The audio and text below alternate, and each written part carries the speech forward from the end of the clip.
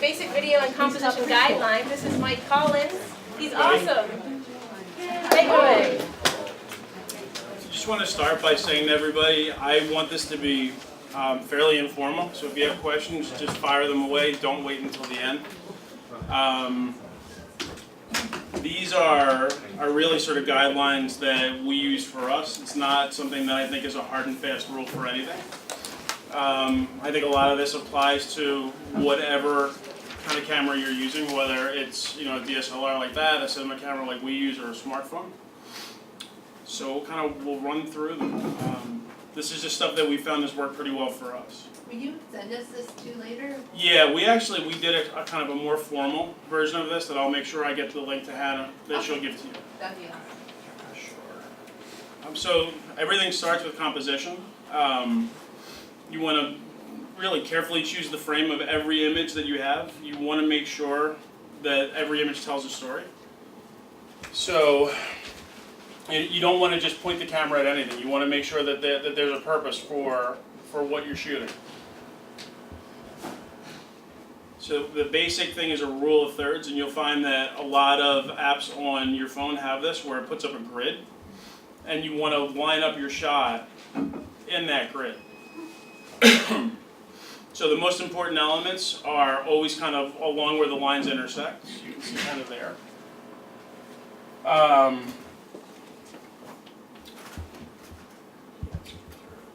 And then camera movement. This is sort of a big one. You want to try and not zoom in and out a ton or reframe your shot.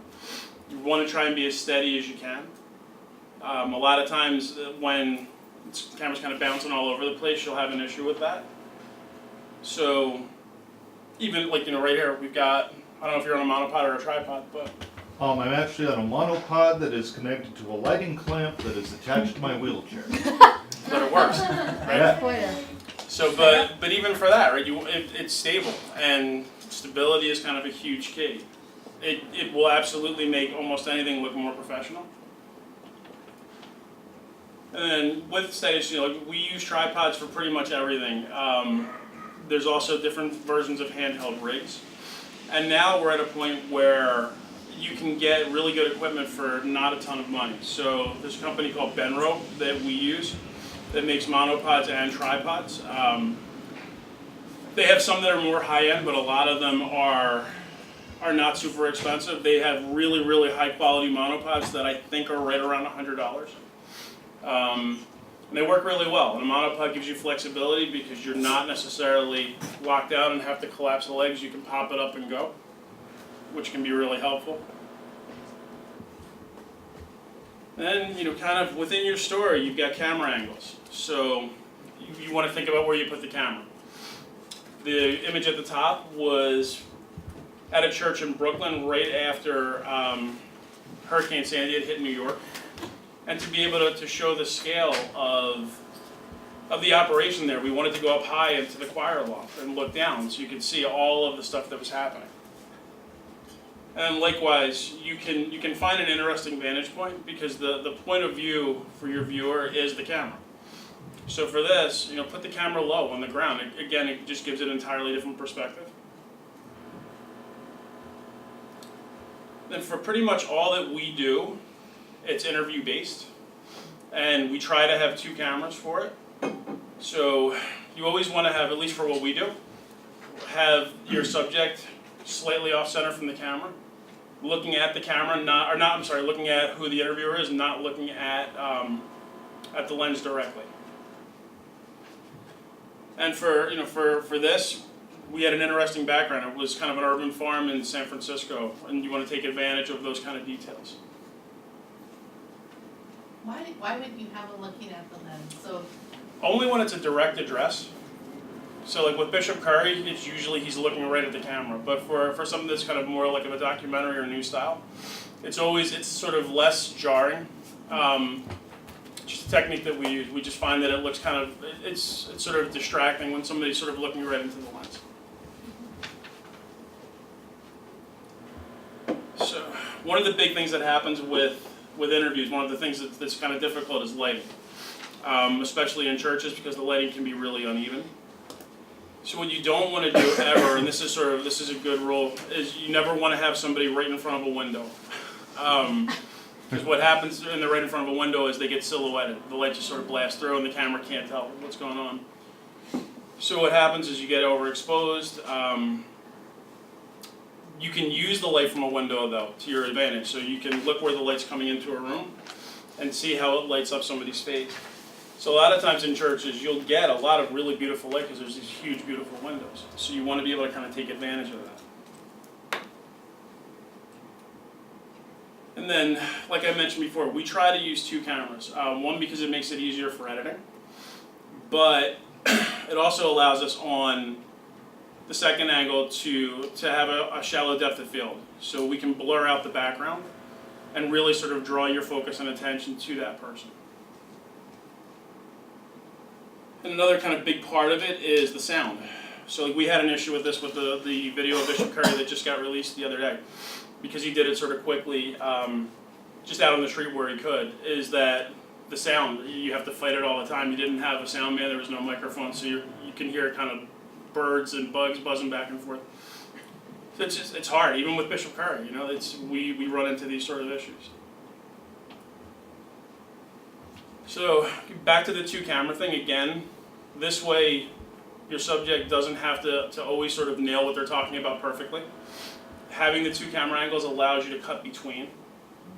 It also gives you different sort of points of visual interest, which is really, can be really helpful. If it were going to be just one interview, we would stick to a shot like that, and not a shot like that. It just makes it easier, I think. Having the second shot saves us a ton. So like with Bishop Curry, most of the time we do use 2 cameras. I'm going to a shoot in LA, I'm leaving from here to go there, and we'll have 3 for that. And I know that not everybody has the luxury of having multiple cameras, but if you can have 2, yep. Sorry, how do you blur out the back like you're doing? So, depending on the kind of lens you have, lenses have speed. So it's how much light's allowed through the lens that hits the center of the camera. So the faster the lens is, the shallower the depth of field that you can get. So this is super shallow depth of field. So that means that the lens is almost wide open. I don't know if does that make sense for you? Okay, if I can interject for a moment, I'm shooting now at f number 2.8. Yep. 2.8 is typically a sweet spot. Yeah, because this room is very dark and I wanted to get as much light as I could without having any kind of auxiliary source. And as this gentleman was saying, the wider you open your lens, the lower the aperture, the more light comes through and the more shallow your depth of field is. Right. The sort of the downside of that is it's really hard to keep that shot in focus.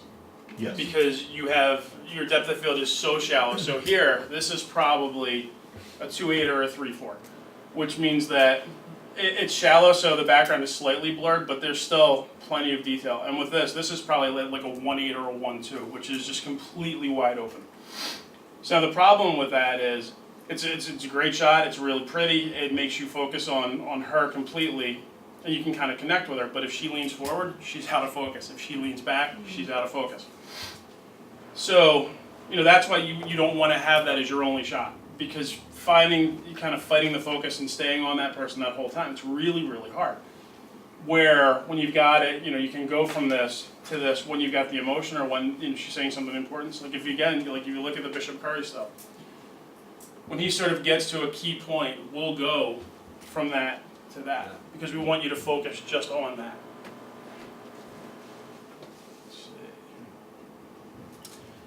Another huge part of storytelling is B-roll. So you need to get the kind of the details that help you tell your story. Whatever that story is, there are going to be things that are huge parts of it. This is back at the church that was helping after the hurricane in New York, where there was so much detail in the room, and it really kind of helps you tell your story. The stuff's sort of everywhere. And then another big thing that we do is we play with speed. So you can slow things down, you can speed them up. You've got to be a little careful with it, because you can get kind of cute if you play with it too much. But there are times where it works really, really well. So I know I think I do it. As a person who is sort of struggling to figure out what faith in my life means constantly, this is one concrete way that I know to live out my faith.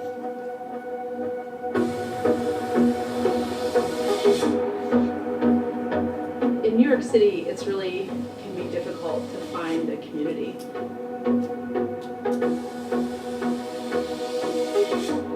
I live in Harlem, and I'm really blessed to have neighbors who invite me to parties at their house or knock on my door on Sunday morning and ask me to borrow our pancake syrup. I like to say I grew up at two tables, the altar and the kitchen table. And so there's always been this interplay between food and faith for me. My dad is an Episcopal priest, and my mother is a 7 or 8-time cookbook author and food writer. When I was growing up, I watched my mom cook. I was always at her apron strings, seeing what she was doing. I witnessed my mother making baskets of food to take to people who were in crisis or who just had surgery or just had a baby. And I obviously was at the table with my parents, invited folks over for dinner. And it was such a great way to get to know people in the community. But then I grew up and got married after college, and I realized that I knew what good food tasted like. I just had no idea how to make it, really. And so I quickly got to work and how to cook. As Christians, we are called to live out our faith. And particularly in the season of Advent, we are waiting and we are preparing and we are expecting the birth of Jesus. And so the way that I live out my faith in this season is to prepare and welcome people into my home and to cook for them. I do this year round, but it just brings new meaning this time of year. There really is no better way to bring people into communion together than around the table. To me, that is the ultimate way of getting to know somebody. So it's a lot of work. I work full time. I have a 2-year-old son. And preparing these meals is, it takes a lot of time. But when I know that I have people coming over for dinner, I anticipate it, I'm excited about it, and it really fills me with joy.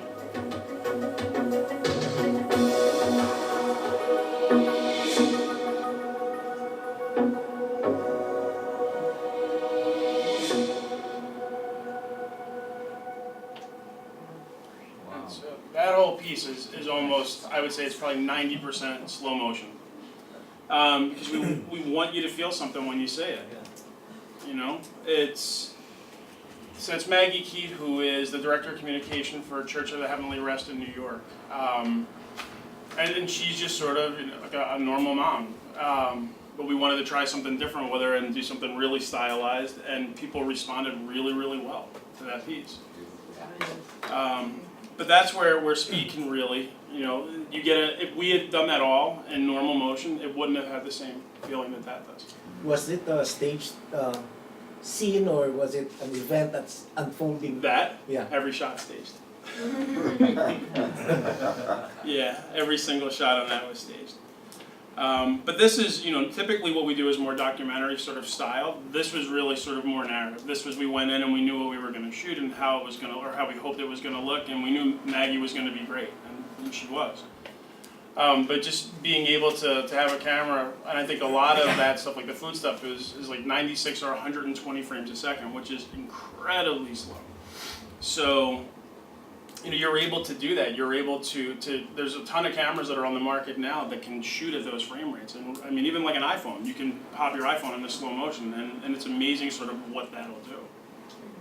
Is it different to shoot that slow or do it in post? Yeah, so if you shoot it at 96 frames a second, it's going to be much smoother, and it's going to be kind of cleaner. It's not going to jump at all, where if you take something that's shot in 24 or 30 frames or 60 frames a second and you slow it down, it's not going to be as smooth.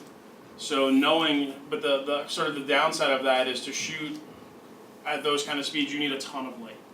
So to be able to shoot at 120 frames a second, or sometimes even like 240 frames a second, you need tons and tons of light. But that's sort of the impact that you can get with it. Yes? Two things. One's a question. Going at that speed, I don't know how long in actual time that video was, but slowing it down drew me in more Mhm. and made it seem like it's not just a quick block. It's something to pay attention to, and matching the music was very helpful too. Did your storyboard that first? And Not per se. You know, we didn't actually draw anything out, but we certainly had a plan for what we wanted to do, and we knew sort of the order of what she was going to prepare and how.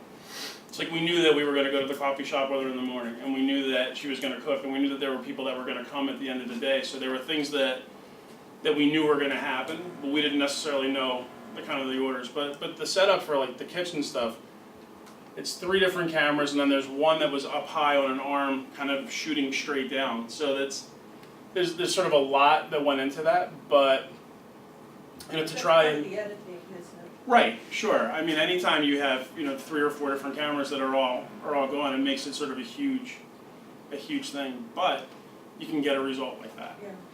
Yeah. Did you do the verbiage first? Did she kind of know what she wanted to say? No, first? it was an interview. Okay. So a lot of what we do is we will sit down with somebody and have sort of a pre-conversation and just kind of talk about what we want to talk about when the cameras are on. And we find that sort of helps set the stage, but it also puts them at ease because then they know what you're going to talk to them about. Now everybody's not as comfortable as Maggie or Michael Curry on camera. You know, a lot of times it's a struggle. It's really hard for people, but then you go through it and you get like, so we'll have like maybe 4 or 5 different things that we'll have written down that we know we need to come out of it with. And if we don't get her to say that or answer a question that way, you kind of have to circle back and figure out how to what we never want to do is have somebody say, well, can you just say this?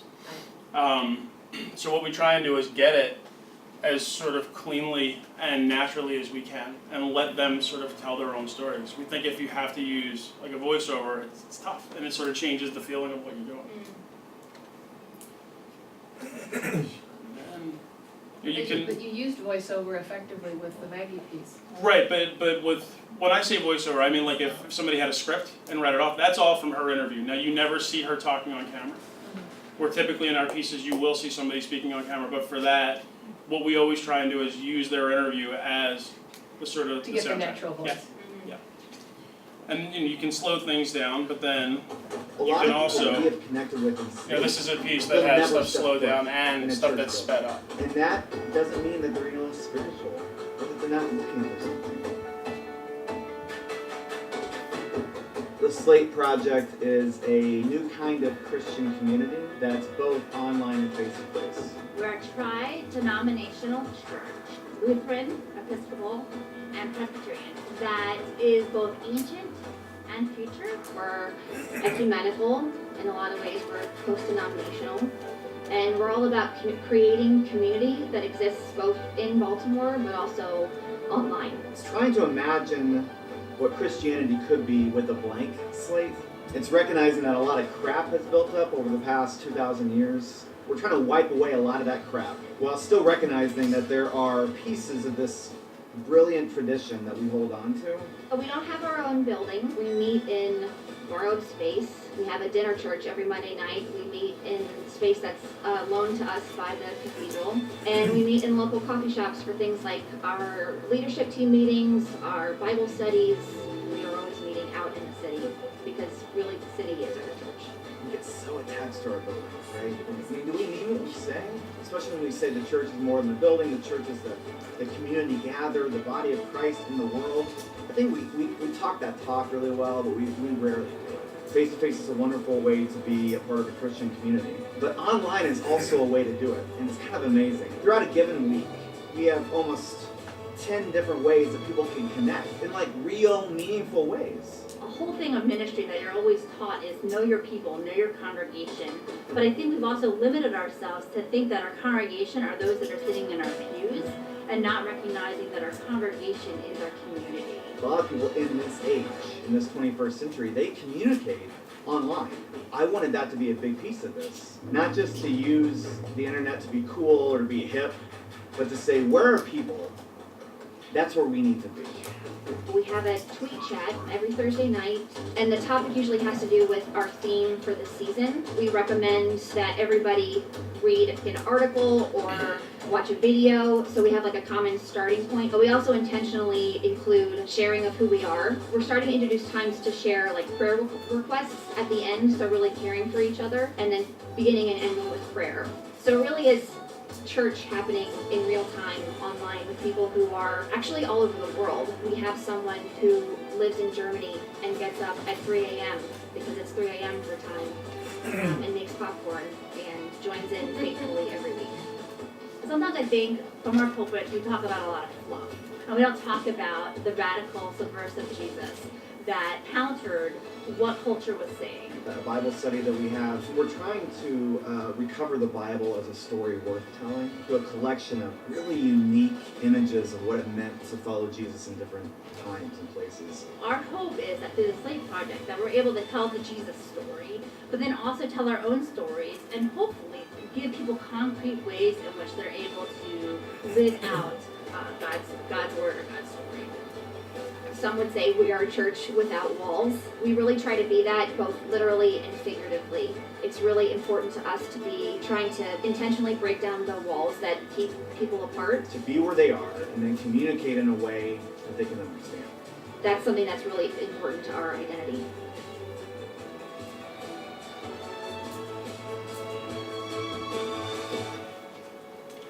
So with that piece, you've got things sped up, you've got them slowed down, and that's sort of more where the Maggie piece is what we would say is more cinematic. This one is more typical of what we would normally do, where it's really interview driven. But with that, you've got stuff sped up and slowed down, so it gives you kind of a different effect for what's going on. And then we found music has been kind of a huge part of the pieces that we create. We find that music can give you kind of a big emotional punch into what you're doing. A lot of times the music will help really drive a piece. So with this one, this was from a pilgrimage to Ferguson. I think I had a good idea of the communal trauma that folks were experiencing here, and I wanted to be able to better understand that.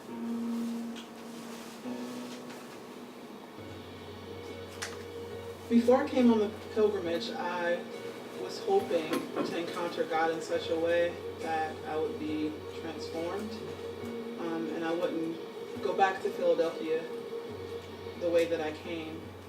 When I think about Ferguson and some of the riots and the way that the media portrayed what was happening here, I needed to come and find out for myself, much like the way that we encounter Jesus. I've been exploring my blackness and what that means in relation to the divine, and I think racial reconciliation is something that's important, but it's like black rage is something that's important too. I feel like we're not talking enough with the others, whether we're having coffee or there's a book club, just dialogue. And if we start talking and listen intentionally, I feel if people do more holy listening and not telling folks this is what you need to do to change your community or this is what is wrong, then we can begin to heal and then we can see change. I have a baby brother who's almost 14 months old. He's a big baby. He is probably going to grow to be the size of Michael Brown, if not bigger. And he's probably going to be intimidating to a lot of folks. But when I was standing where Michael Brown was laying, I thought of a picture that I have of him lying on the floor with his pacifier in his blanket. That image came into my mind. And what do I do with that? How can I protect this baby?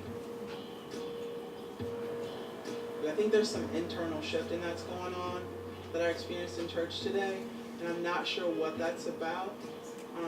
But the only thing that I can say about my experience in church is that I felt the Holy Spirit, and I literally felt God moving in and through me. So this experience has been very intense and emotional, but in the most beautiful way possible.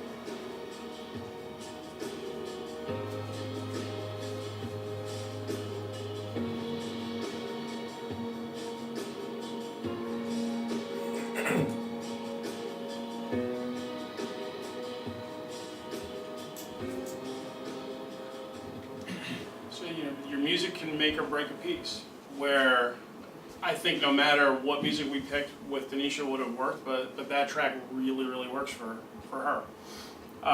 Music's really hard. We will spend sometimes 2 or 3 weeks looking for the perfect music track for a piece. Sometimes you find it in 5 minutes, and sometimes you don't find it for a month. But the really sort of great thing now, music used to be really hard to find good music from. Oh, do you use like stock music? Like how do you procure the music? That's what I'm sorry, gonna go go. ahead. Nope, that's good. So music used to be really hard. You either had to hire composers or you had to license music. So there's an electronic music artist named Moby who let us use one of his entire albums for something like I would say maybe 10 years ago. But that almost never happens. You don't usually get that kind of stuff. But there are so many really good sources for music now that have music that is of the kind of same quality for the stuff that you've heard. There are ones that aren't on this. There's another one called Music Bed that's really good. Music Bed? Music Bed, yep. If you are a nonprofit, you can get their music for a huge discount. Still, I want to say $100 or $115 a track, which is not, certainly, it's not, it's not that's insignificant, but for licensing really strong music.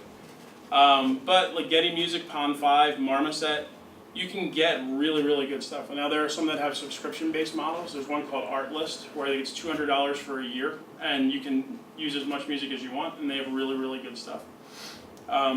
It used to be really frustrating to find good music, and now it's gotten to a point where you can find really good stuff everywhere, and you can budget for it, which is great. So. What's your experience with the free music public domain?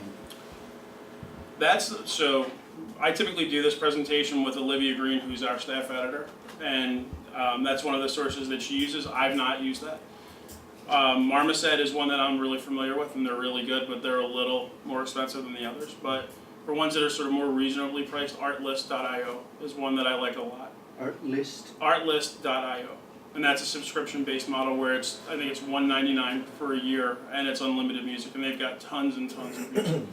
Something that I've done, I don't know if this would work for everyone, but I go on like Bandcamp or SoundCloud, like smaller independent artists, and I look up like ambient music, and I'll contact the artist directly. And if you say like, this is for a good cause, this is for a video, and it's like, can I use your music? We'll give you credit. Then I've gotten free music like 4 or 5 times. Yeah, it never hurts to ask, but there are times, and even for us, with sort of kind of having a national level to push behind it, it's still really hard. Like to get the music from Moby, we had to reach out to him directly through somebody else that we knew. When we went to the publishing house, they said immediately nope. And then I reached out to a guitar player who played with him, and he said, if he knew that you wanted this music, he would have said absolutely. I'm like, well, can you ask him? And then he said, sure, use whatever you want. But a lot of times those requests don't get in front of the people who need to see them, who would probably say yes. Because nobody's making any money off of it, right? It's for a nonprofit, it's for a good cause, it's for a church. But a lot of times they just don't know. They don't know that people are asking. Where these other ones, what's great about them is it's all pre-cleared. Which helps a ton. And don't, we put together a video when we were going through a rector search a couple of years ago. It was for a part of our profile that we were building for the parish. And I was looking everywhere, and I found just what I wanted to use, but I don't think you two would have signed off on it.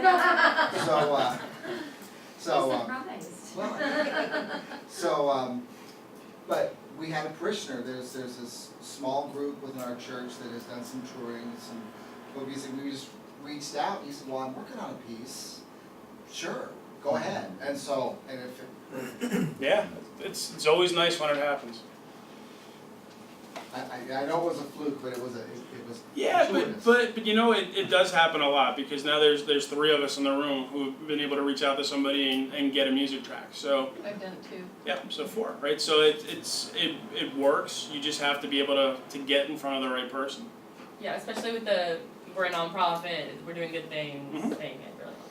Yeah, and I find that sometimes when we've been turned down, it's because they don't want the association. Not that they think that there's anything wrong with the Episcopal Church, but just that they don't want anybody to to kind of come down on a side thinking that, okay, they said yes to this. And then sometimes it opens the floodgates. They're worried that if they say yes to one person, then they have to say yes to everybody. And they make a lot of money off of music licensing. You know, we know that from talking to the people with Moby that the money that he made off of one album, I mean, I think it was Play, and it was every track but one was licensed for a movie or a TV show. Wow. And he would not have had to work for like 10 years based off of the licensing fees, which is crazy. So I don't know how many people here use smartphones for filming, but we found that there's an app called Filmic Pro that I like a lot. I don't use my phone for a lot. Sometimes we will if it's really quick and we have to grab it. But Filmic Pro gives you a ton of control. I think it's only for iPhone. I don't know if it's for Android. But Filmic Pro gives you tons and tons of control, which is really, really good. Because sometimes, you know, the camera on your smartphone will kind of default and it'll go on auto and it'll sort of do weird stuff. Where with Filmic Pro you can set all kinds of different functions and features on it, which are really helpful. And then second, and again, I'll make sure that I get a link to Hannah that has all of this stuff in it. But New Shooter's a really great website that covers kind of using cinema cameras and smartphones in real world situations, where they've got an article here about log. And log is one of the big things we do is we color in post all of our video work. Where you can get an app now that will let you shoot log. And log is basically ultra flat, so it takes the sharpness down of your image, it takes the saturation down. So the image itself looks really terrible at first, but then you take it into an editing program and you can change the color, you can change, you know, you have just much more control to really sort of not have to deal with the kind of baked in look from a smartphone. And the other thing that we have found is that for every sort of version of what we use, there is an equivalent for a smartphone. So we've got this ring called the Ronin, which is a big, heavy ring. You know, when the camera's on it, it probably weighs 30 pounds.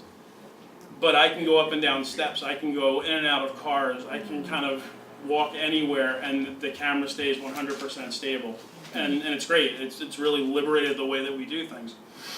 But if you don't have a bigger camera, and you're using a smartphone, there's this thing called the Osmo Mobile, which really does the exact same thing, but it does it with a smartphone, and you hold it with one hand.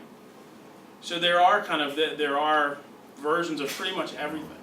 I noticed a dolly shot in that last piece that you played. I think you were following a walk in the street. Yep. Was that with the Ronin? No, that was somebody hanging out of a car window and driving really, really slow. We didn't know that they were doing that. We didn't know that they were going to do that. But typically, and that was honestly before we had the Ronin, but now that would, you know, so if you ever see the videos with Bishop Curry where he's walking down the street, that's me with the Ronin. We use the Ronin for almost everything now because you can just pick it up and go anywhere with it, which is great. And the Ronin it's not crazy expensive either. But if you don't have a bigger camera, it's kind of, you wouldn't put a smartphone on the Ronin, where you could put it on the Osmo Mobile. Like Neva Fox, who's here, has the Osmo Mobile, and it's a cool little tool. What does the Ronin run, ballpark? I want to say the Ronin is the one that we have. They just released a new one. The one that we have is called the Ronin M, which is smaller, and I want to say the package was $2,400. So not, I mean, right, but there are versions of those that cost $10,000, $12,000, $15,000. So, you know, even for us, we've got to be careful with the budget that we've got.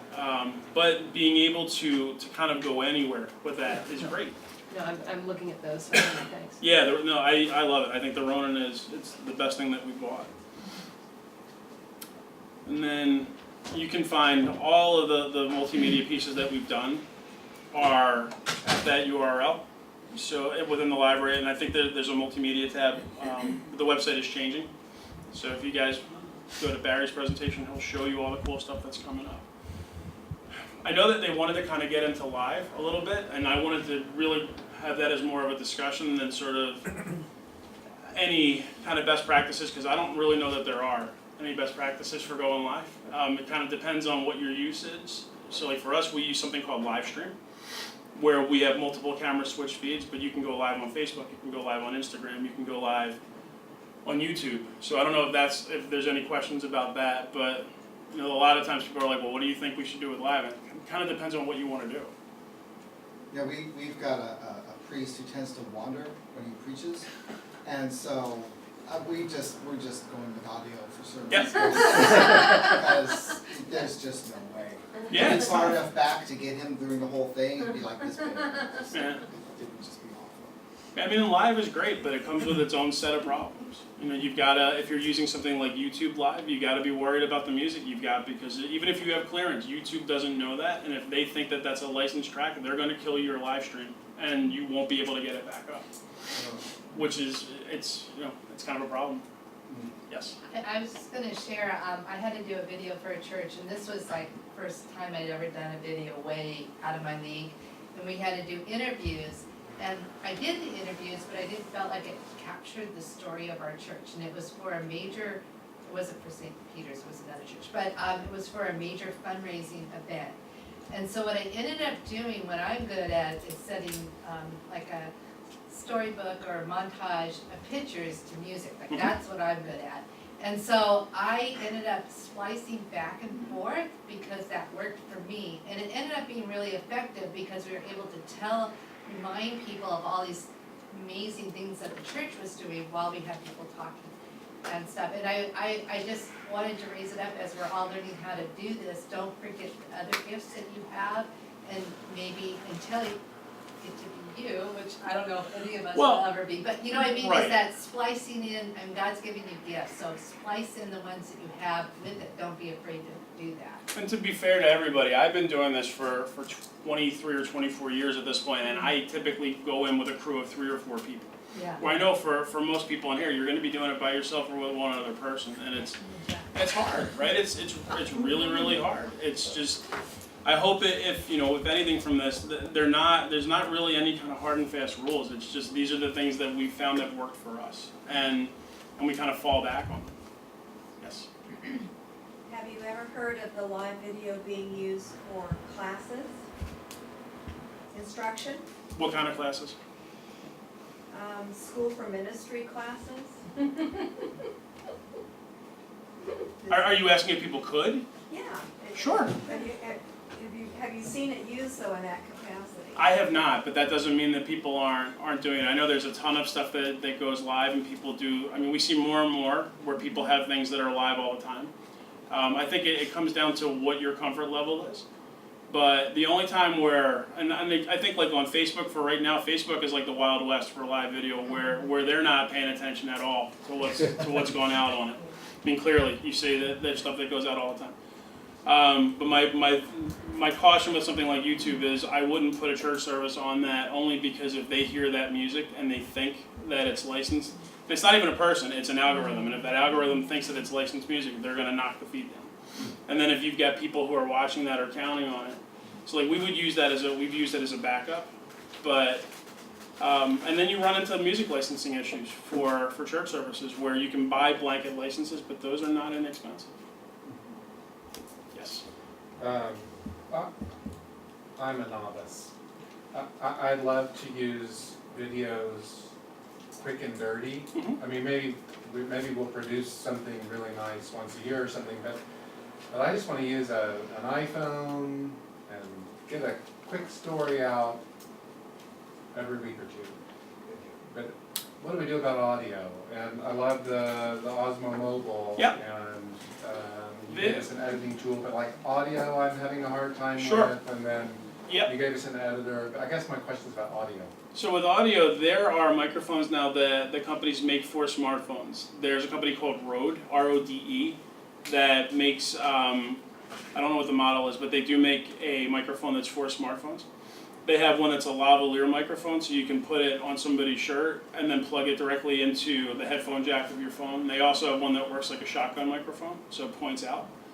And then I want to say another company called Shure, S-H-U-R-E, makes a really good stereo microphone, so it's got speakers that go this way. So it kind of captures out in a wave. But there are more and more, they're building technology that will let people use smartphones to tell stories. What do you use when you do Bishop Curry on the street? Well, the one that he just did was him in just kind of, he was in North Carolina and it was somebody with an iPhone, but typically with him it would be the Ronin and another camera off to the side, and a sound man. So like 3 people with him. Sometimes 4, it Looking depends. so natural, just walking down the street. Well, I mean, he's the easiest guy to work with. Like Bishop Catherine was super easy to work with, and we were thinking, you know, wow, it's going to be interesting to see how it is with Michael Curry. And then he came in, and he loves having all those different cameras. And what he does, and Catherine was really good at this too, is they learn to figure out where the cameras are. And so she was really good at it, where she would figure out, she could follow the cameras where they were going, and he's great with it. Like he knows that there's a camera here, he knows that there's a camera there, he knows that there's one there, and he'll turn his head and he'll move. And we're really lucky to have somebody who's as natural as him. You know, he's literally like the best asset you could ever have because he's so good and he's so natural.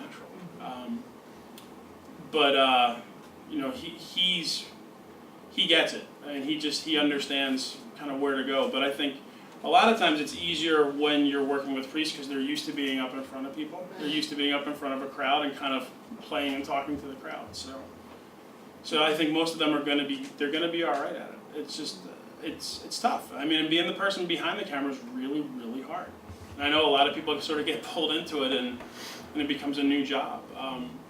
But the other thing to sort of, to leave everybody with is, we work for everybody. So if you guys need help or you have questions, don't hesitate to reach out and ask. You know, I may not have a perfect solution for you and I may not be able to come, but I can do my best to point you towards what I think would help. I was going to say real quick, I want to blow my own horn. If anybody in San Diego has any trouble making a video, I'm available here in town. I've got the camera, I've got the editing system, I can also consult. I've been doing this for close to 15 years. There you go. All right. So that's it from me. I don't know if anyone... Yep. We have a little debate going on as to the final format that, for instance, there's a desire to shoot the forums in full resolution HD and keep it that way for the prospect of being able to make DVDs for posterity. Well, the immediate use is to put it on YouTube or online, which is very cumbersome if you stay with the full resolution and everything. So, what's your advice on that? We typically shoot in whatever the highest resolution in camera is, and then we'll knock it down. So if we shoot 1080, which is, you know, kind of full high definition, what we'll do is we'll knock that down to an MP4 as an output, so the file size is significantly smaller. If we're shooting 4K, because now we're getting to the point where everything is kind of going that way, even though nothing's really broadcast in 4K. But it allows you to kind of future-proof things. The other thing that's kind of cool about 4K is if you have one camera, you can punch in and get 2 different shots because the resolution's so big. But 4K is a nightmare to work with. Like, I've got a really fast laptop and I can barely play 4K files on this. So it's really hard, but you want to keep your master resolution. So I would say shoot in the highest format you can, but then you just want to downscale it. Yeah. You always want to downscale it because anybody who's watching it on the web, they're not watching it in true 1080 or true 4K or whatever it is. And you know that there are, I can see if I can find guidelines to send along for kind of how we knock them down. That'd be good. But typically, you know, my part of it is I shoot it and then I hand it off to an editor who has to deal with all that. But I can tell you that we've shot significantly less as the resolution's going up. Just because we can't hand them 10 hours of 4K footage, it's just, we don't have the storage space for it. Yeah, we would really appreciate you sending any guidelines on that. Yeah, I am going to make sure that I send everything to Hannah. We'll send it to you guys. So are there also microphones from these same companies for the iPad? I would assume that it should work the same, Okay. because it's still working off of iOS. Because just in listening to this, I'm thinking, a great way to involve our youth, because they know how to manipulate and run that iPad, and we've got instant editors.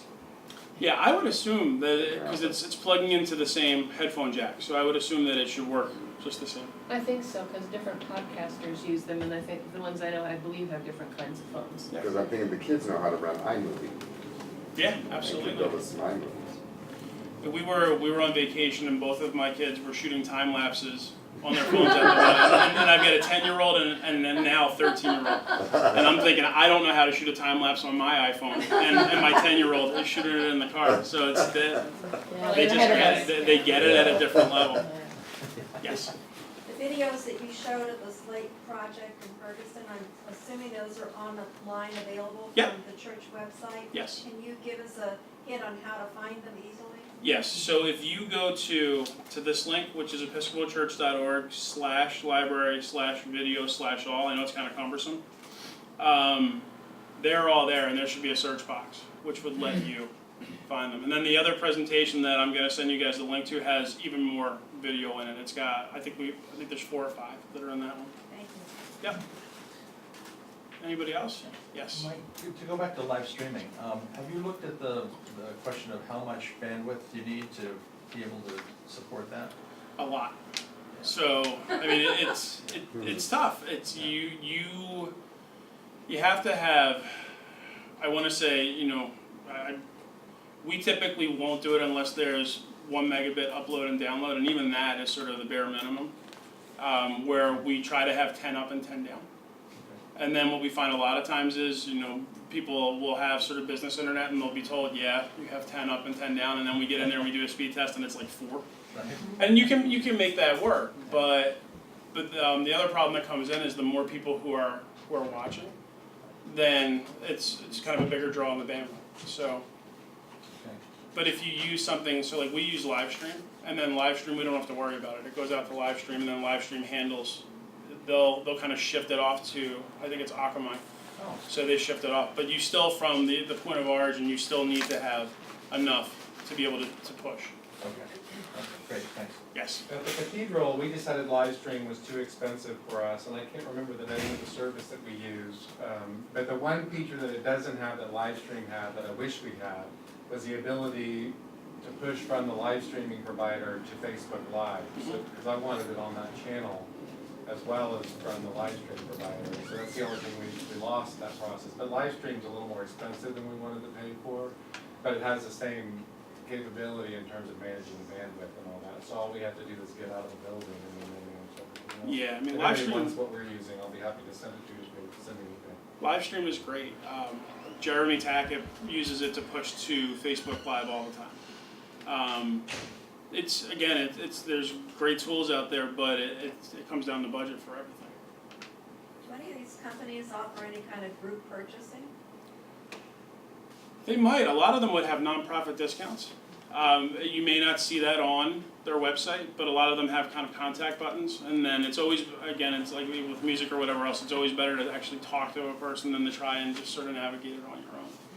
But even for us, like Livestream gave us a fairly significant discount for being a big nonprofit. Something I found with Facebook Live is it's good if you've not done it before to test it first because of the audio, because you kind of have to have things right in the right spot to have your audio very clear. And so before anything important that I would live stream, I do a run through to make sure we're getting the results we want. Yeah, I think that you always want to test, especially live stuff first, because when you're live, right? But the great thing about that is a mistake happens and it's over with. That's one of the things that I had to learn. So like when we have something with multiple cameras, if somebody takes the wrong shot or I take the wrong shot, I'm the only one thinking about it 10 minutes later. Nobody else is thinking about it because they've already moved on. But, anybody else? Thank you. Thank you guys. Thank you. Thanks.